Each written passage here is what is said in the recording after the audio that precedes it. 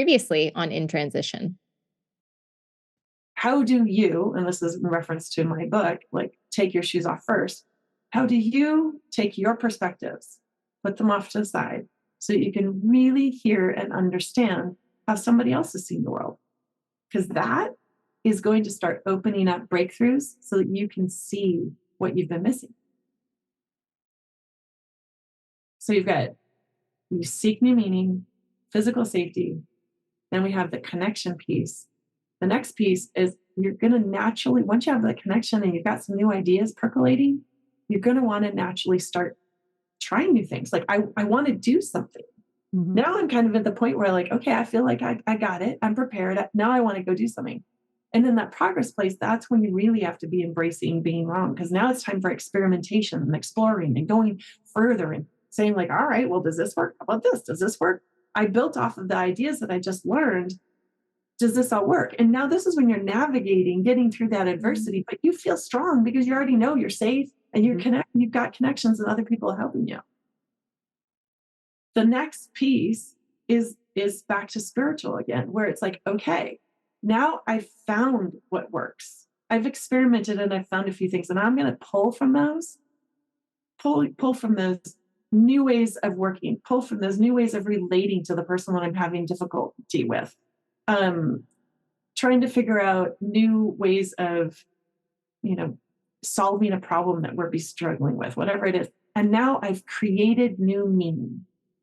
So we've achieved a wiser version of self because we've gone through this journey that's in alignment with our human nature. And now we can look back and say, wow, I'm stronger than I thought I was. I actually do have the capacity to live in constant uncertainty and still find joy. We are so excited to be back for part 2 of this conversation. If you haven't listened to part 1, we encourage you to go back and take a listen. Now on to the show. Wow. I have the capacity to move through a very difficult, poisonous, awful relationship. And I have the capacity to look back and have real, true empathy for that person. So much so that I'm able to understand how to build bridges of connection that bring us back together so that we can talk and so that we can be good parents for our kids.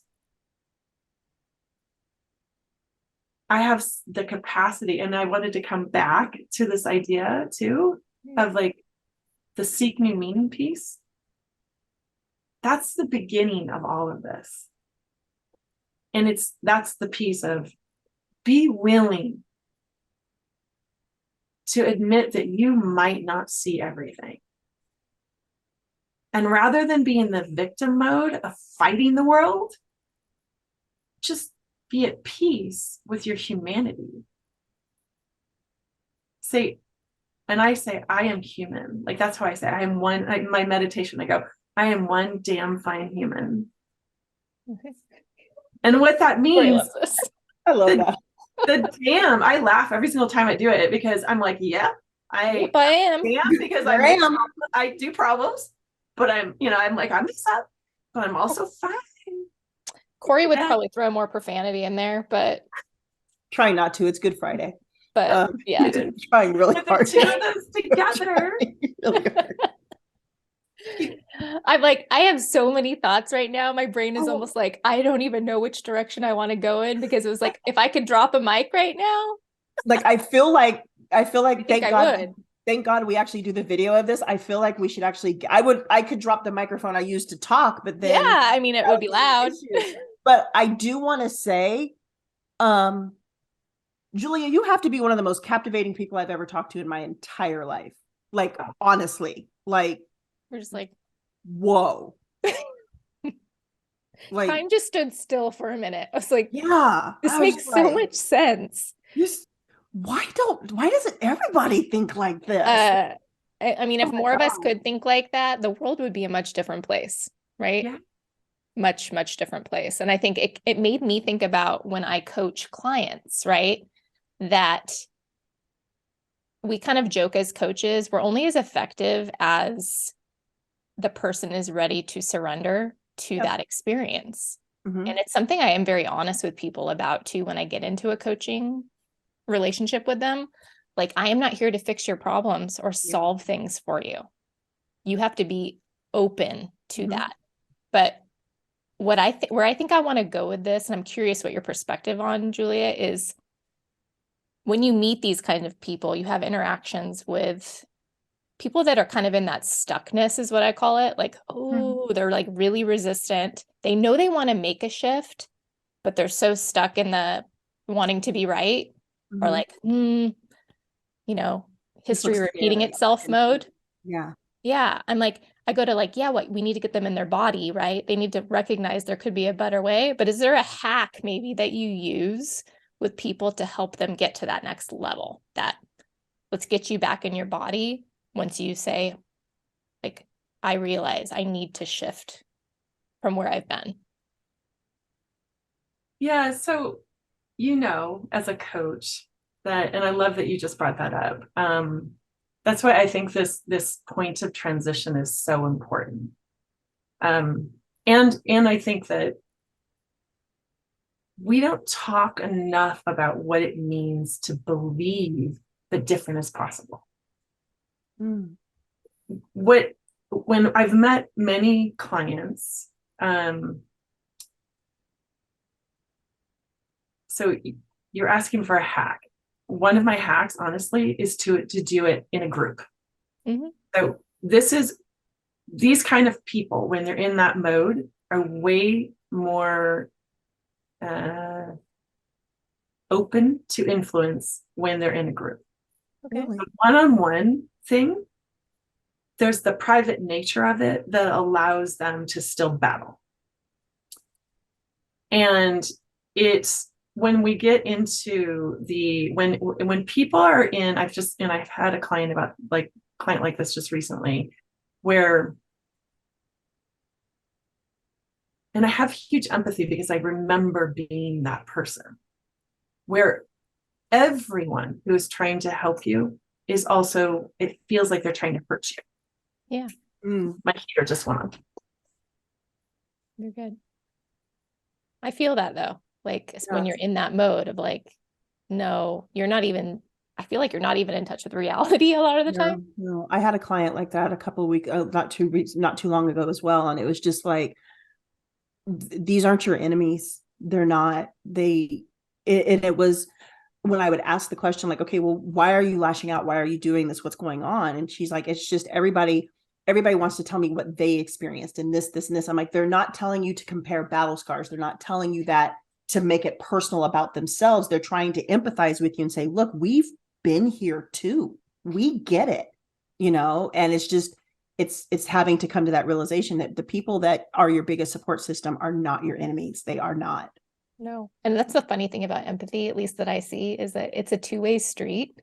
So empathy cannot be received. Like, nope. You're maybe empathizing with me, but I don't see it that way because I'm so stuck in the ego, right? So in my or in that fight or flight. Yeah. Go to for the nerdy people listening, I always think about parasympathetic versus sympathetic nervous system, and your sympathetics like just revved up, where you're just like, I cannot get out of fight or flight. I don't care what you're saying to me. I don't care that you're trying to be my friend or you're trying to support me. I can't receive it. I had a situation with my daughter once, which she was really upset about some things, and I was trying to help her. And eventually we got to this, I was like, whoa. And I've learned, there's just times where we can have the conversation when she's amped up, and there's other times when she can't. So if it's late at night, like, I know, baby, I'm going to let you sleep. Even though if I know she's going to cry herself to sleep, I'll let her sleep, because I know that in the morning she'll be more open to it. She needs space.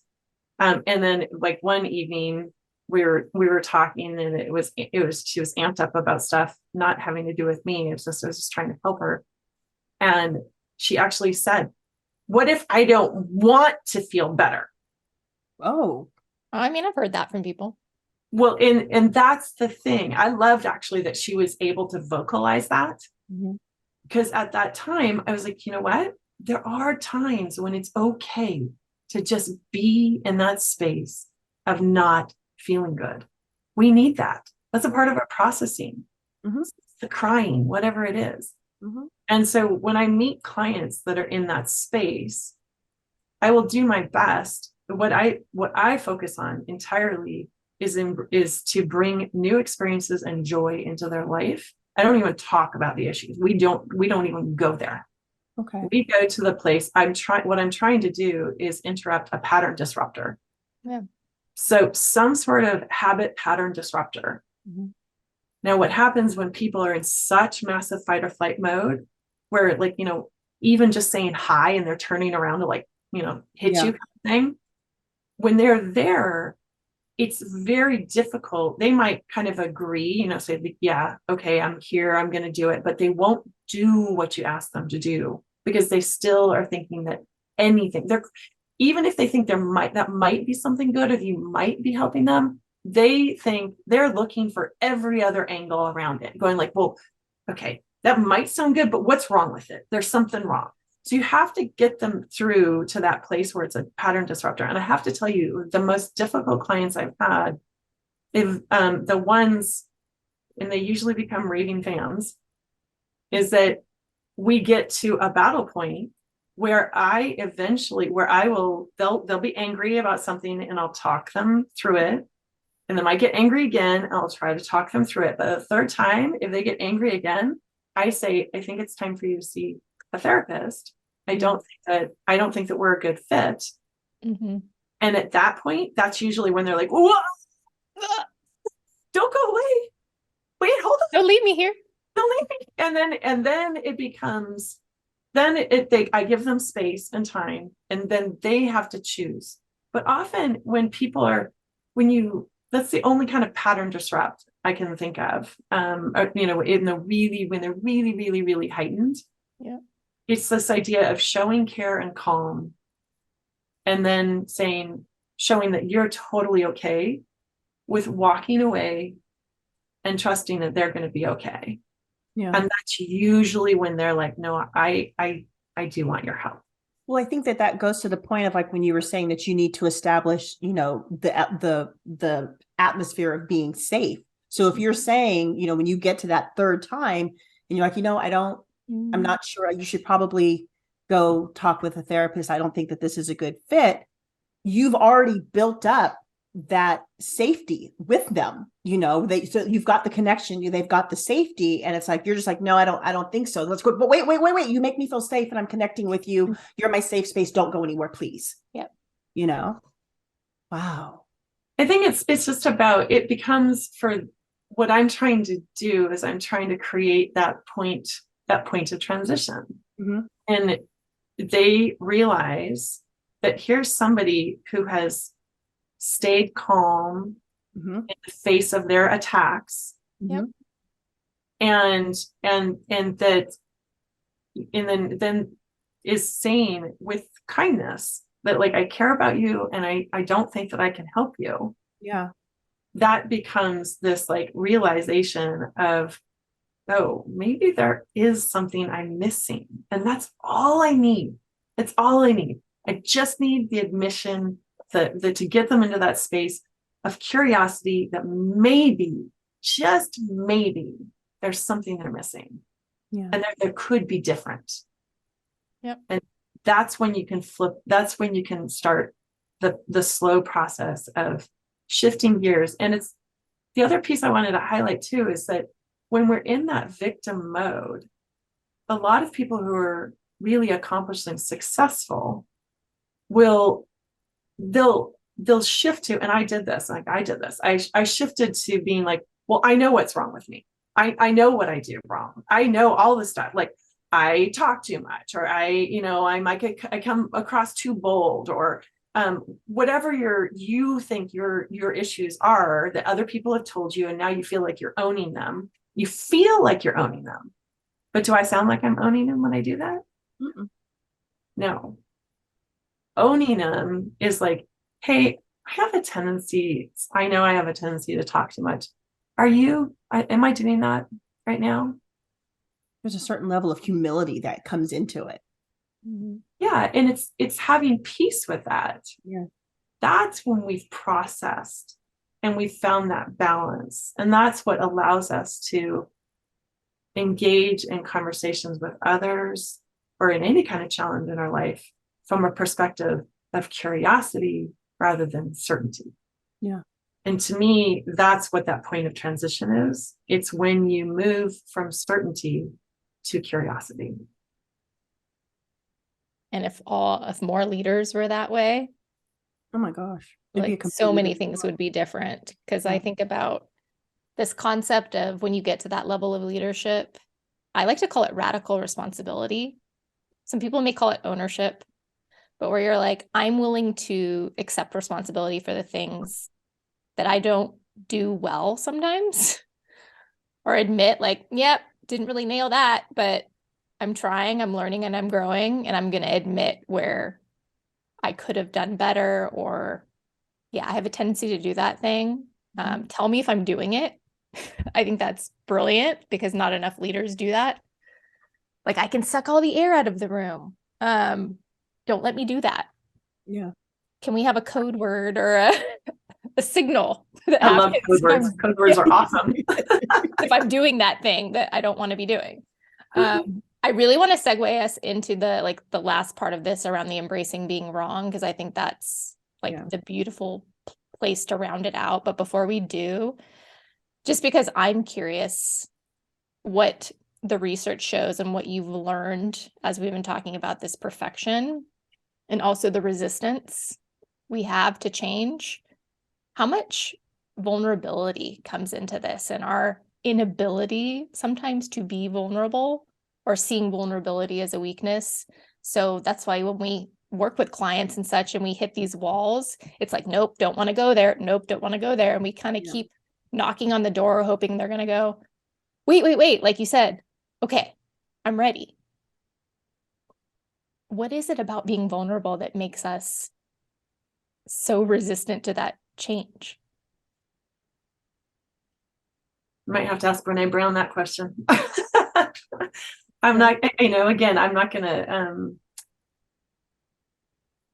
I don't want to talk about a concept that I'm not familiar with as though I'm an expert, because I don't.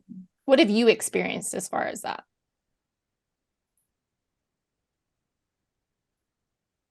So for me personally, I still struggle with perfectionism or needing to be perfect.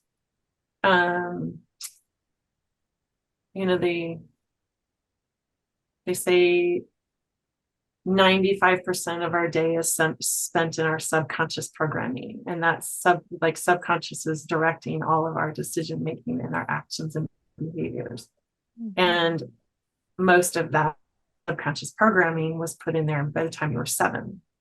So you're sitting there operating on your 7-year-old belief systems.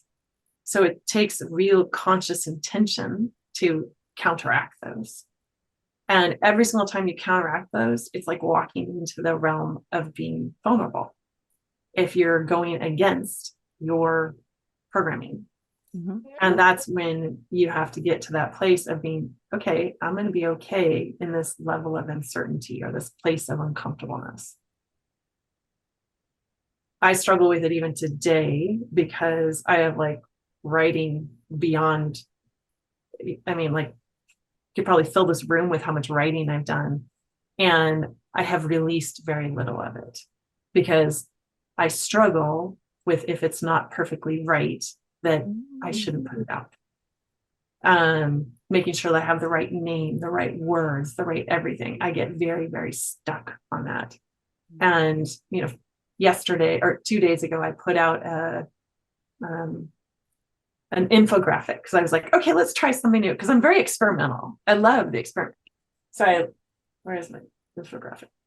This is a version of it. So I did this infographic and I thought, this is kind of fun. I spent a couple hours doing it. It represents the whole pre-part of my model, before my model, what happens. And I'm thinking it's great. I launch it on LinkedIn. I swear every single time. I've been doing this for 6 years, and I still every single time I hit enter to release something on LinkedIn, I'm thinking, is anybody gonna like it? Are they gonna understand it? Is it gonna be terrible? What are they gonna say? Support? Can somebody just support it, please? Please. Yes. I'd like to hire somebody else to just launch it and like keep track of my Yeah. LinkedIn. So I don't have to see I don't want to see I it. don't want to see it. Yeah, I don't. I'll just create the content. Right. And I think this social media world that we live in, where we're not in person with each other so much, we're relying so much on the capacity to connect through LinkedIn. And there is this vulnerability in order to put our stuff out there. And what I work on a lot is I have to say, hold on, Jules, like there's an algorithm associated with it. Like you don't know who saw it. You don't know when they saw it. You don't know the state of mind they were when they saw it. So the thing I don't like about social media is this whole the likes that we get. Like this doesn't actually tell us anything. Like for me, I'm like, whatever, you got likes. I want the comments. I'm like, give me some feedback. Yeah. So I think the vulnerability aspect just gets amplified in our social media world because it's almost like creating more of that. Put us up on stage and all we're getting evaluated by is how our body looks or something like that. Yep. And I do have to say, like, if I put a picture and I watch, this is going to happen because I'm going to put a picture on LinkedIn that will be of me, a picture of me doing a talk I did last week. And it's going to be a picture of me smiling on a stage. And I guarantee you, I will get 100 likes on it. Because you're in the picture. Because I'm in the picture and I'm smiling and people will look at it and they just go chink. Now this infographic, that's not simple. You had to actually sit there and study it. You had to look at it. There's a lot of amazing information in there, but you would have to really look at it. People don't do that. Yeah. So it's interesting. Like, I think the vulnerability piece does get amplified, and yet we have to take more time to think about what is it that's actually happening that would cause us to feel that vulnerability. Are we reacting to stuff that's perception, or is it reality? Like, is it real feedback, or is it just kind of, you have no idea if that person didn't call you back? Well, it could be because they can, maybe their battery died or came in when their dog died or something like that. And it's like, you never know. And I think that's where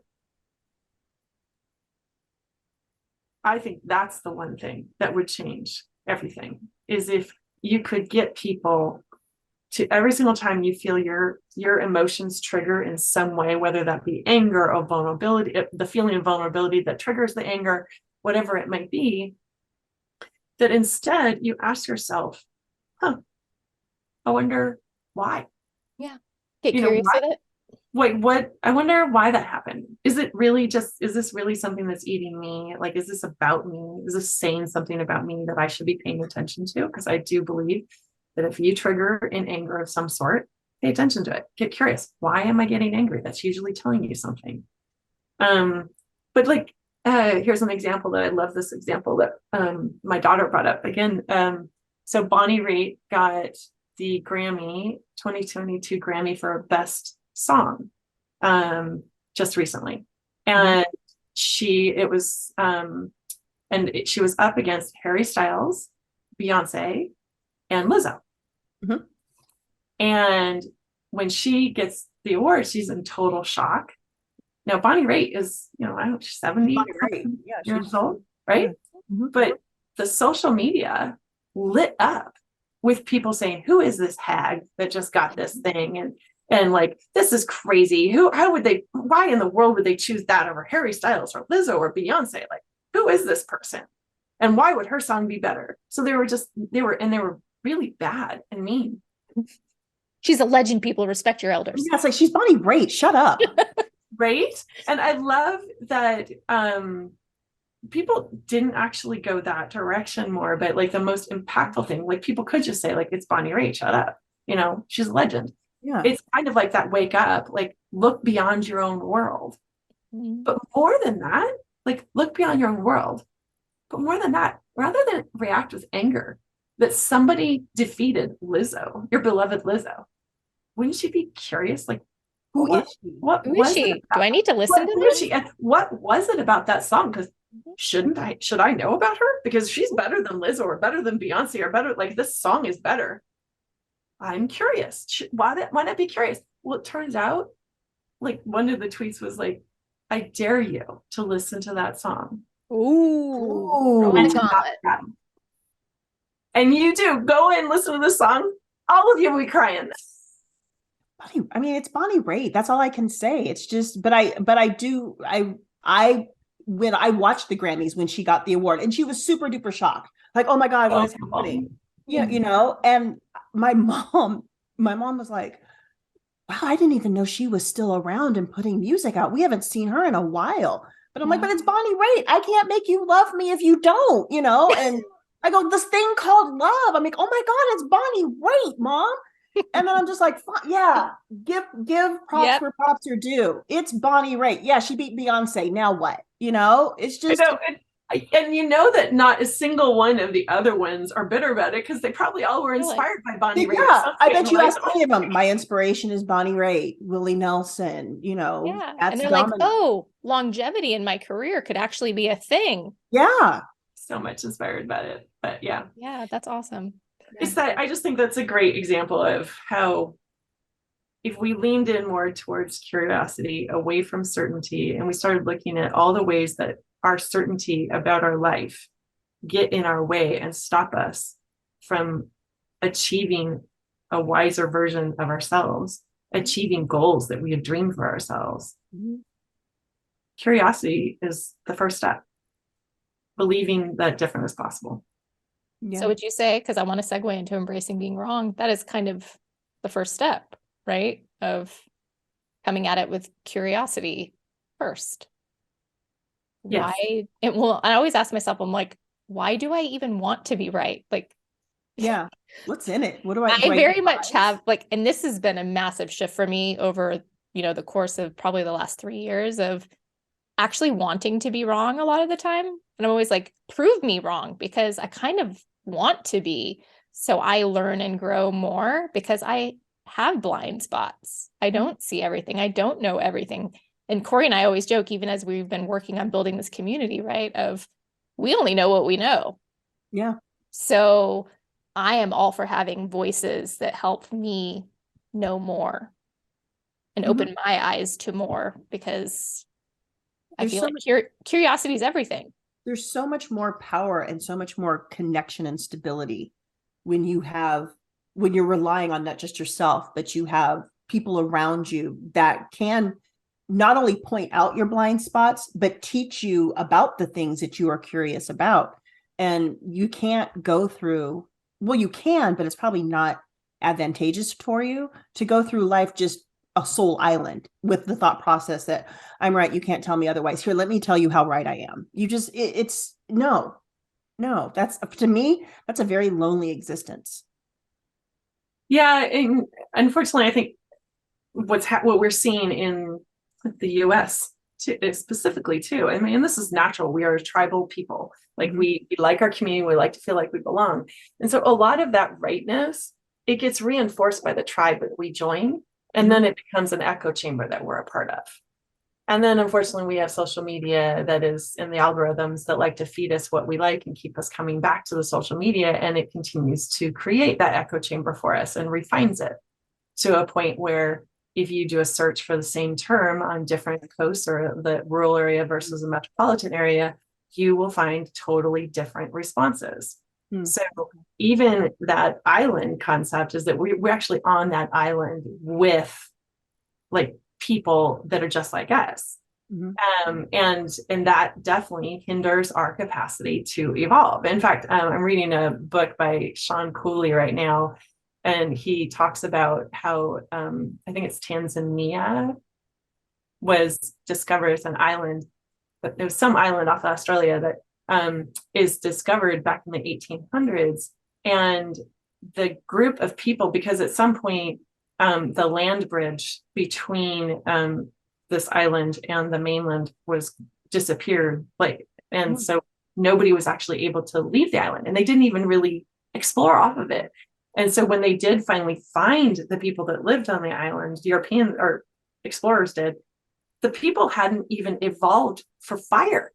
Like they were still living this very simple life, and they hadn't evolved at all because of their isolation, that island, mentality of that simple life. And while it might seem wonderful, they still were completely at the mercy of like a single storm taking out their entire village. So it's fascinating to see just how much being on that island can limit, and there's historical proof of how it limits your capacity to innovate, to grow, to become wealthier, wiser, stronger.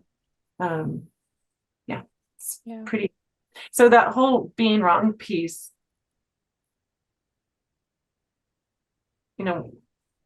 it's pretty boring if you're right all the time.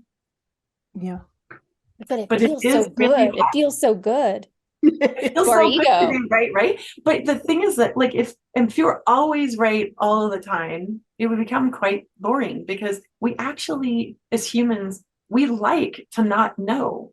That's a drive in us. We want to be explorers. It's unfortunately, we have these two drives. We have this drive to protect and defend, and we have this drive to explore and expand and evolve, and we want to not know. There's a drive inside us. Unfortunately, we're living in a world, we have our schooling and our business culture, even our just lifespan culture, and it's all about protecting what we have, amassing things and protecting them. Yeah. We talk about learning new skills, but we don't ever talk about discarding skills. We don't talk about letting go of them. Unlearning, yeah. Starting to talk about unlearning. I love unlearning. Yeah. So even our the way we talk about skills, it's not about you were wrong.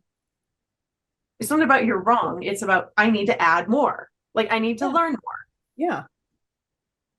Yeah. And I mean, I think it's part of that embracing the expansion and not accepting the status quo a little bit at the same time, because that's what I see the most of. Like people are just resigned to the fact that things are the way that they are, or they are the way that they are. And it seems like too much work to break down those systems, whether those are systems of oppression in the world or our operating system, our internal operating system. Like, nope, it's too much work. This is how it is. I need to learn how to work in these confines. Mm-hmm. And that's like a sad reality to me for some people, like that they can't embrace the expansiveness that their whole being is almost founded on. Like how much you keep yourself in that little box by being that way. Mm-hmm. So how does Humergence come to play? This is what you teach everyone as you're embracing being wrong and like stepping into your full potential and humanity. Yeah, so Humergence is a word I had to come up with to describe what happens between that point of transition and becoming a wiser version of yourself. I'll ask you guys, if you had to come up with the word of what that is, what would you say? That point, if you think about the change curve of going from the pit of it to being better than you had been before, what do you call that journey, that experience?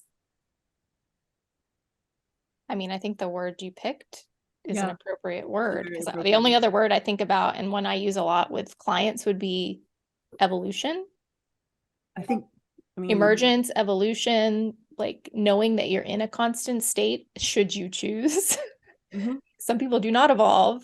Mm-hmm. And when you're a person who does, or that's like one of your tenets of how the way you live your life, I this is me speaking personally, it's really hard to be around people that have no interest in evolving in any way. Yeah, it's hard to be around people that just like, this is how I am. This is it. It's like this is what I'm resigned to be. I've settled for this. And it's like, oh my God, boring existence you must have. So, yeah. I can imagine you blended humanity and emergence. Yeah. It's a good word. I like it. Those two things, like how do we emerge better as humans? Yeah. From the pit of despair, which all of us have been in at some point in our life. Yes. I wanted to use evolution was one of the words that I kept on coming to, but I kept on thinking, because of course I come from sciences in my background and I know a lot of scientists, and I'm like, oh my gosh, you're going to give, in fact, just last night I was talking and I used the word evolve, and my daughter who's studying genetics, she's like, that's not quite the right word. You mean from monkeys we evolved? That's not quite evolution. Evolution is when the species actually evolves, not just an individual. And I'm like, see now my problem. Now you see my problem. Humergence. That's why we're going with humergence. Well, and honestly, humergence sounds better than evolution. It really does. Yeah, evolution, that's a mouthful. Humergence just kind of rolls. It's oh no, I just said evolution. I was just using the word evolution, and she was like, you can't use that. That's a biology term. That's not for. I mean, that's fair. But did she want to be right in that moment? I feel she did. I think she did. I think she did. Yeah. Yes. I mean, I feel like with teens, like that's a whole different discussion, because teenagers, of all of the like age ranges in life, I feel like that's when you feel like you know everything and you are so determined to be right. My mom, especially if it means you prove your mom or your dad. Yeah, my mom remembers everything I told her when I was 16. And it's really fun to, like, I guess, for her to go down memory lane and remind me how stupid I actually am. Because she's like, remember when you were 16 and you said that you know everything and there's nothing I can teach you anymore, that my job as your mom was done and good job. And like, you don't need a curfew and you don't need this and you don't need that. And I'm like, oh, wow, we're just coming at both barrels, aren't we? She goes, remember that? That was cute. That was cute. Yeah. I mean, I've emerged, Mom. I've humerged. See, emerged. Good job. Yeah. And I mean, I know that's going to be part of the journey with my son when he gets older too. I mean, it's already happening at 6 years old. He thinks he knows everything and that he's right all the time. But like my mentor kiddos do that too. They're like, no, it's okay. You don't have to tell me, Miss Corey. I'll sit back. I'm like, okay, well, tell me what's going on. And then they're like, I'm like, do you, can I talk now? Yes. Okay. So what I'm just going to stop both of you guys right there, because where does that come from? Why does your 6-year-old feel the need to be right? Why is it so important? I mean, he was like, the minute they were reading, they would love to correct me by the small words. You're like, Mom, you missed that word. Mm-hmm. Where does that come from? I mean, remember, this programming, it's getting locked into us by the time we're 7, it's there. Oh, so I got to like hurry up in the next 6 months. You have a lot of stuff to do. You got a lot of work. I got a lot of work. I was like, and here you are. And here we go. Like, and we're talking about, this is cross generations, cross race, cross cultures. Like, this is everywhere. We all have this. I mean, actually, I think there are some cultures that do this way better than we do. They encourage more of that kind of like, well, we're gonna learn it as we go. But between just you two, Corey, you're talking about when you're 16, like, where did that come from? That desire to say, I know it all, Mom. I got it from here. Or, 6-year-old. Yeah. Well, my first thought goes to like ego and just general self-importance and self-protection. I know things. I got this. I'm trying really hard not to independence. Trying really hard not to quote Game of Thrones right now. Quote it. Go. I drink and I know things. I read books. It's like, I know. Here we go. But no, I think in mine, my ego was stroked a lot growing up. It was, we want you. My perception, retrospectively, my ego was stroked a lot. And I was raised in a space of, you have to be perfect and we'll celebrate your perfection with material things. So I was empowered a lot to speak my mind, and I was rarely corrected. So of course I knew everything. Ask me, so thank God I evolved. But yeah, it was just a lot of, I was spoiled rotten, and it was just a lot of you're supposed to be perfect. You're supposed to, and we're going to tell you, you're supposed to be, you're supposed to be perfect, and we're going to tell you how to be perfect. So just trust us.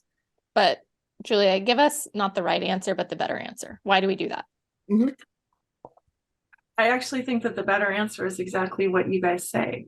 Like, there is no one answer for this. Yeah. It's about, we all have personal experiences that are associated with this. And if you look through history, and what I think is fascinating is seeing that, okay, this is why your parents did it. Well, mm-hmm. They learned it from someone. Why did they learn it? Where did that come from? And you could track it back to everybody just trying to fit in, mm-hmm. belong, to be respected. Like, if we're, and we can learn from this if we think about this, like, how do we create the conditions for Humergence to occur in this one area? Yeah. And Amy Edmondson talks about, psychological safety. Like, how do you create a psychologically safe environment for people to mess up, make mistakes? Yeah. It's hard to do, though, especially if you are from a family that didn't have a lot. Then you might be in this situation, like, as parents of your children, wanting to make sure that they do everything just right so that they can have more than you did. Mm-hmm. Yeah. And you want them to fit into the culture, and you want them to be more like whatever the people in power are, so that they can rise. So it comes from a desire to help our next generation. It's not mean, but it's interesting to start thinking about, where did it come from? And how do we flip the switch on it so that we can help people feel more experimental, so that we can help people have more humility, more awareness of how we mess up.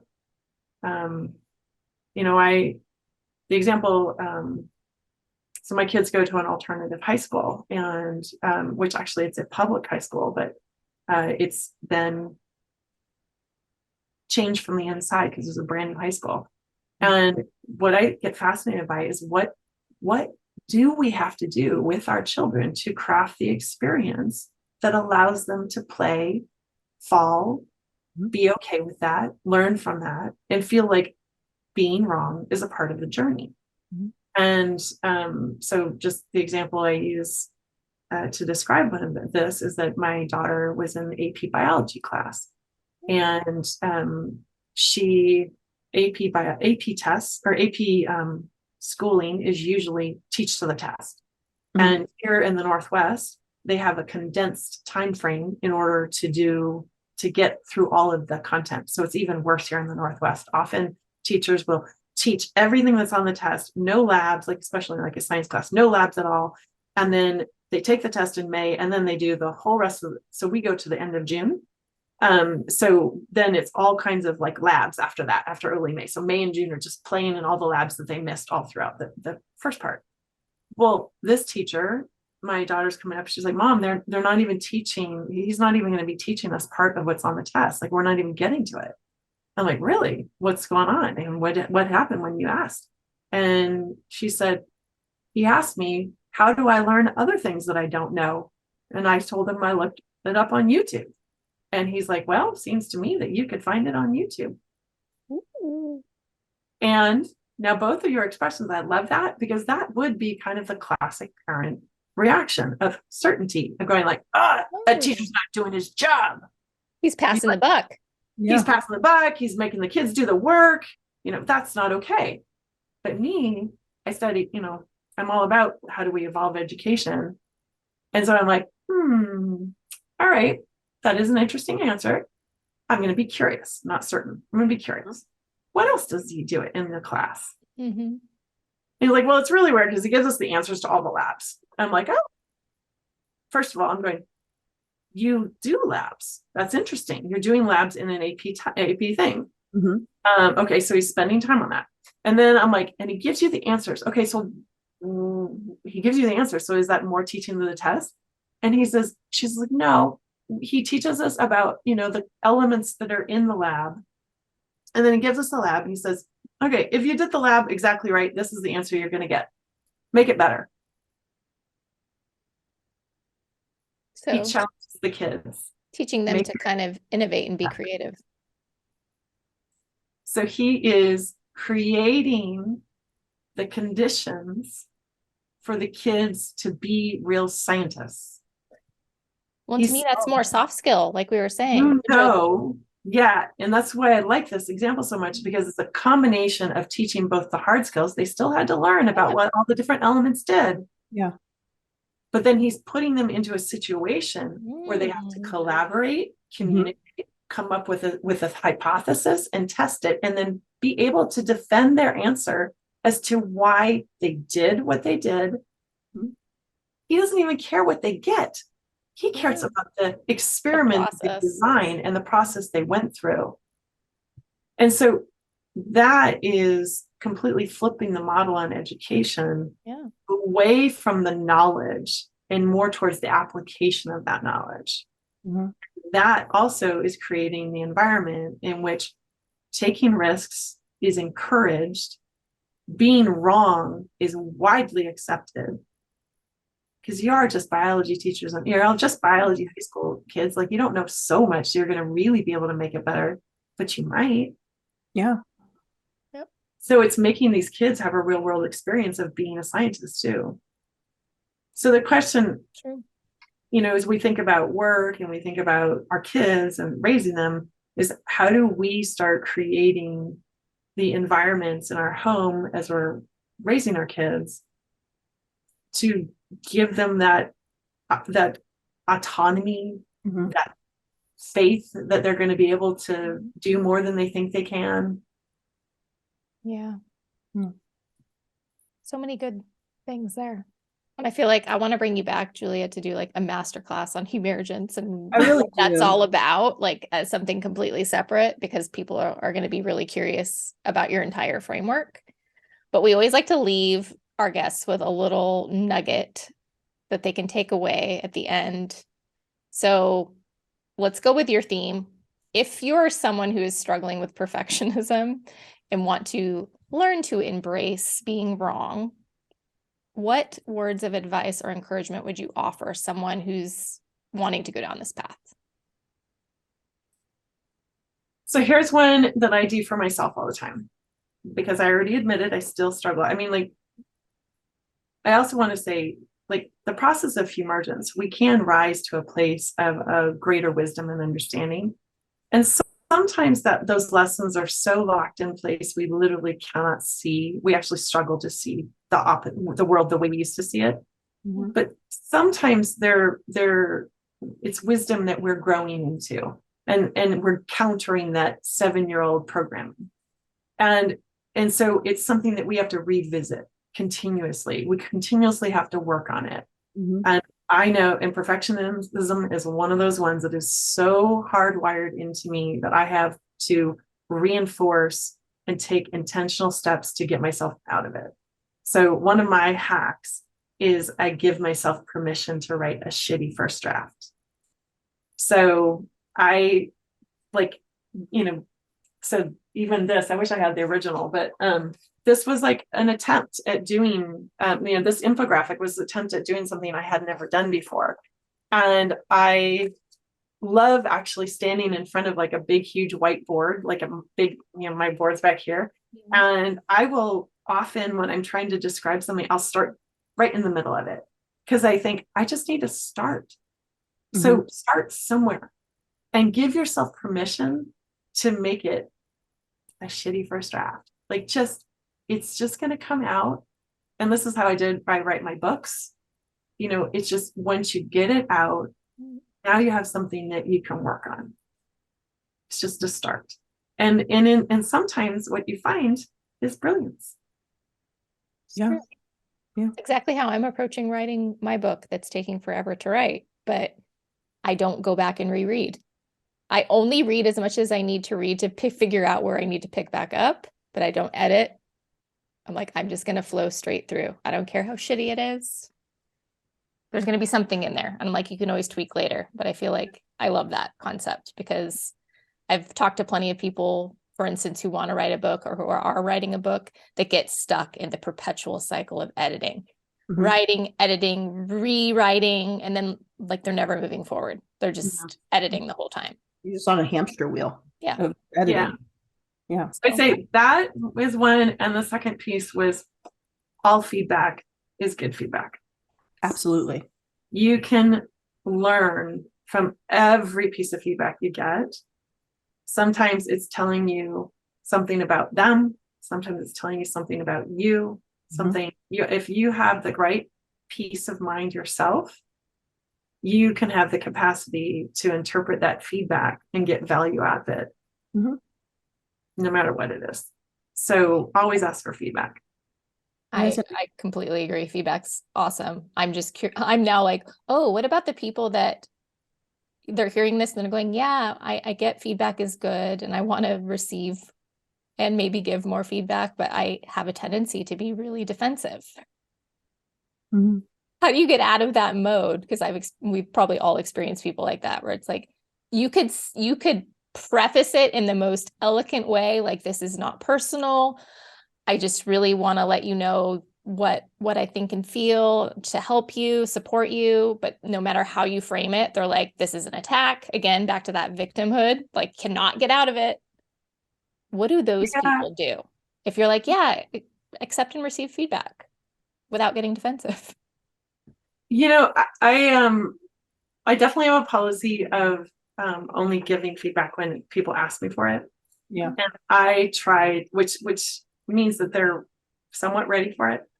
I try to ask for feedback always. And a lot of times I'd be like, hey, I have this new thing that I just created. Can you, like, I showed it to my daughter, my infographic. I'm just using this as a thing. I tossed it onto LinkedIn.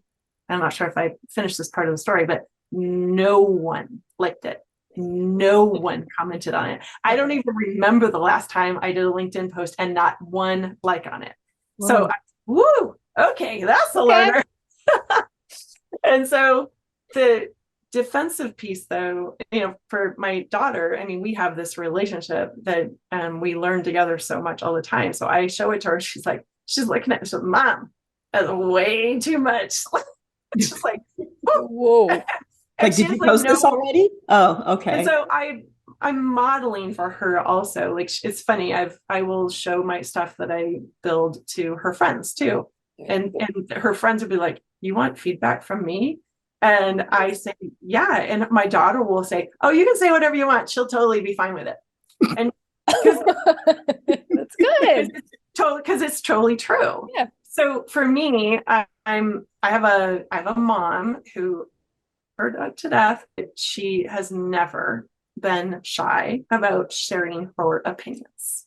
So she would be the first person to tell me if I start looking fat, or if something doesn't make any sense, or whatever it might be. You name it, she'll launch in. So but here's the thing.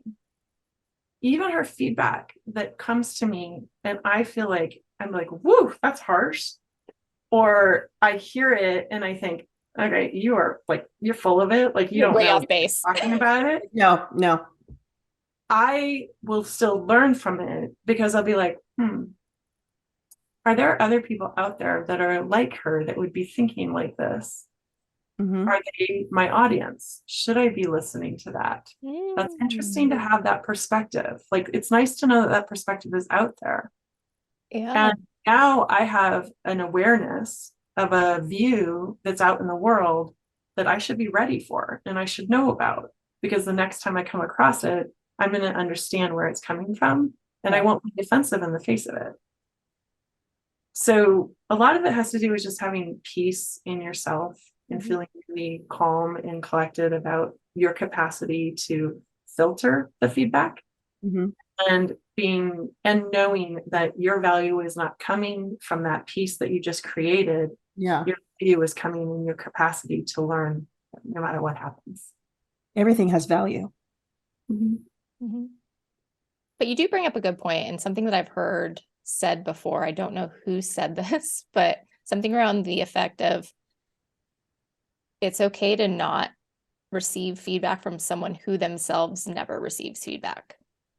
Like, it's almost like take that with a grain of salt. If they're a person who can dish it out but can't take it, is it the best source of feedback? Because it should be like a two-way road. Yeah, just always understand that feedback is a communication and it's a representation of the person that's giving it.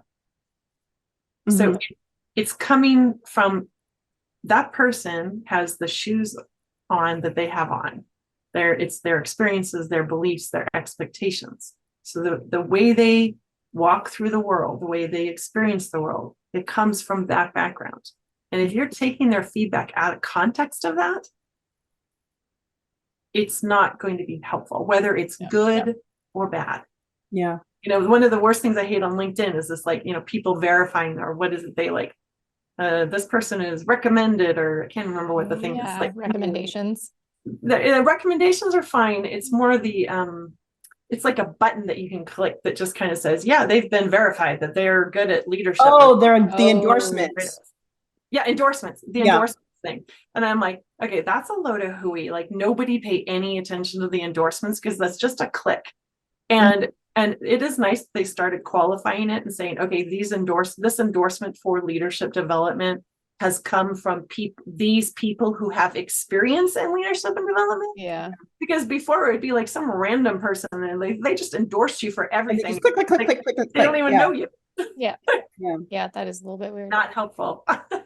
Well, I want to respect everyone's time. And Julia did mention she wrote a book, which I have read. It's incredible. Take Your Shoes Off First. Yep. I encourage anyone who's listening to go out and get that. It's a really quick read too, and it's super relatable. It's told through stories, so it's really great. Corey, you need to read it. I'm gonna get it on Amazon. Yeah, it's awesome. It's on Amazon, right, Julia? It is on Amazon, yes. Yep. So and on Audible if you like listening to it better. I think it's all of like $6, $5 maybe on Audible. Well, and it definitely helps you to understand some of the concepts that Julia covered today, because it's kind of, I feel like it's a really good way to understand your work in a like very practical way. Where can everyone find you if they want to learn more about you, Humergence, and what you do in the world? Best way to connect with me is through LinkedIn, and the Revolveu is my website, revolveu.com, revolveu.com. Okay. We will post those in the show notes. Thank you so much, Julia, for being here. We definitely want to have you back. Thank you for having me, guys. This is hands down been one of the best conversations I've ever bbeen a part of. So I appreciate it. Thank you, Julia. We appreciate you, and we'll see everyone next week. Bye, guys. Bye. Bye. Thank you so much for tuning in this week. We appreciate our listeners more than you could ever know. If you liked any part of what you heard, please, please, please do us a favor and follow the podcast so you never miss an episode. And if you're willing to go a step further, we would love for you to leave us a review and send this episode to a friend that you feel would be served by it in any way. We are so excited to finally share more about Catalyst, the community that we are building in conjunction with this podcast.